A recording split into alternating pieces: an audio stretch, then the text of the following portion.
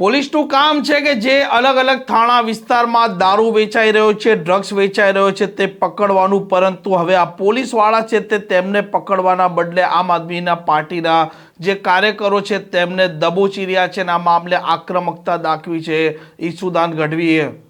વૈષ્ણવજન તો તેને કહીએ જે પીડ પરાઈ જાનાને રે.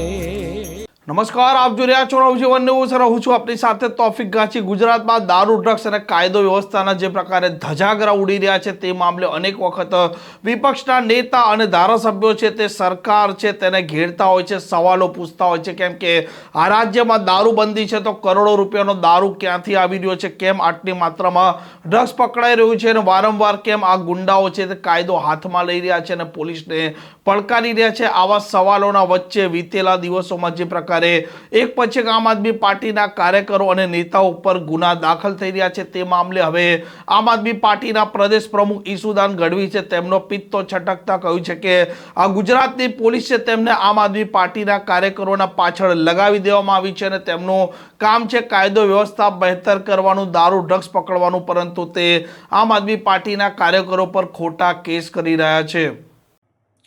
ભૂપેન્દ્ર પટેલ સરકાર ઉપર દયા આવે છે. તમે લોકો ડ્રગ્સ પકડી નથી શકતા. ડ્રગ્સનો બેફામપણે અત્યારે અહીંયા વેચાણ થઈ રહ્યું છે અને ડ્રગ્સ ઉંદર ખાઈ જાય છે. તમારું અફીણ છે એ હવા ખાઈ જાય છે અને આખું ગુજરાત રામ ભરોસે ચાલે છે. પરંતુ આમ આદમી પાર્ટીના કાર્યકર્તાઓ ઉપર અત્યાચારની સીમા તમે વટાવી દીધી છે. તમારાથી ગુજરાત તો સંભાળાતું નથી. અને આમ આદમી પાર્ટીના કાર્યકર્તાઓ જે લોકો માટે અવાજ ઉઠાવે છે, લોકો માટે પોતાના મુદ્દા રજૂ કરે છે, એના ઉપર ખોટી એફઆઈઆર કરો છો. એટલે આખી ગુજરાતની પોલીસ તમે અત્યારે આમ આદમી પાર્ટી પાછળ લગાડી દીધી. એટલે પછી ડ્રગ્સ બેફામપણે વેચાય, દારૂ પણ બેફામપણે વેચાય અને કાયદો વ્યવસ્થા કથળી ગઈ. શું કામ? તો કે બધી પોલીસ આમ આદમી પાર્ટી પાછળ લગાડી દીધી. શરમ આવવી જોઈએ તમને, શરમ.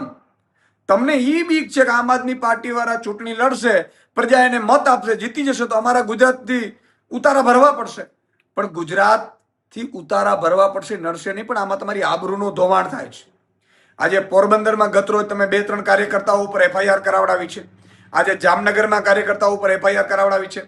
તમે જામનગરમાં અમારા જે સહયોગી મિત્રો છે એમના ઉપર તમે ખોટી એફઆઈઆરો કરાવીને એને જેલમાં બેસાડી દીધા છે. તમે સુરેન્દ્રનગરમાં જે લોકોનો અવાજ બનતા હતા કમલેશ કોટેચાની આખી ટીમ, એમના ઉપર ખોટી એફઆઈઆરો કરી છે. આખા ગુજરાતમાં છેલ્લા લગભગ 1 મહિનાની અંદર 50થી વધુ એફઆઈઆરો અમારા આમ આદમી પાર્ટી ઉપર ના કાર્યકર્તાઓ ઉપર તમે કોઈ ના કોઈ ખોટા કેસોમાં કરી છે. શરમ આવવી જોઈએ. કાયદો ને વ્યવસ્થામાં તમે પોલીસનો પણ દુરુપયોગ કરો છો અને તમને એટલો બધો ડર લાગે છે તમને આમ આદમી પાર્ટીનો કે તમે ખાખીને આગળ કરી દો છો અને ખાખી પાછળ તમે એટલું ખોટું કરાવડાવો છો, બુટલે કરીને આન તેન, એટલે એને ફરજિયાત કરવું પડે છે. પોલીસને પણ મારે કહેવું છે કે તમે પણ બંધારણના સોગંદ લઈને આવ્યા છો, ખોટા કેસો કરો છો, તમારી આત્માઓ તમને મંજૂરી આપે છે, બહુ ગજબ કહેવાય. એટલે મહેરબાની કરીને એટલું જ અત્યાચાર કરજો કે તમે સહી શકો. બરોબર છે? કરમ કોઈને છોડતો નથી. આમ આદમી પાર્ટીના કાર્યકર્તાઓને આજે તમે જેલમાં નાખશો, ફરીથી એ બહાર આવશે, ફરીથી મજબૂતાઈથી લડશે, તમને ભગાડશે ત્યાંથી. અને ગુજરાતની જનતાને પણ કહેવા માંગુ છું કે આ રાવણ અને કંસની ઓલાદ જેવી આ સરકારને વહેલી તકે છોડાવવા માટે, એની જાળમાંથી છોડાવવા માટે અમે એક થઈને લડી રહ્યા છીએ. અમારા ઉપર અત્યાચાર થશે, પોલીસ લાઠીચાર્જ કરશે, ખોટા કેસ કરશે, જેલમાં જવું પડશે, અમે ડરીશું નહીં. પણ આગામી તાલુકા જિલ્લાની ચૂંટણી આવે, તમે મહેરબાની કરીને જ્ઞાતિ જાતિ ધર્મ વેચાય વગર ઝાડુનો બટન દબાવજો અને આ કંસની રાવણની સરકારને દૂર કરજો. ઈસુદાન ગઢવી કહી રહ્યા છે કે વીતેલા દિવસોમાં 50થી વધારે ગુના છે તે આમ આદમી પાર્ટીના કાર્યકરો પર દાખલ કરવામાં આવ્યા છે અને જે પ્રકારે આ પોલીસ સરકારના ઈશારે કામ કરી રહી છે તે અયોગ્ય છે અને તેમણે કહ્યું છે કે તેમની સત્તા આવશે ત્યાર પછી તે દરેકે ભોગવવું પણ પડશે. આ પ્રકારના સમાચાર માટે નવજીવન ન્યૂઝ ચેનલને લાઇક, શેર અને સબસ્ક્રાઇબ કરવાનું ભૂલતા નહીં. નમસ્કાર.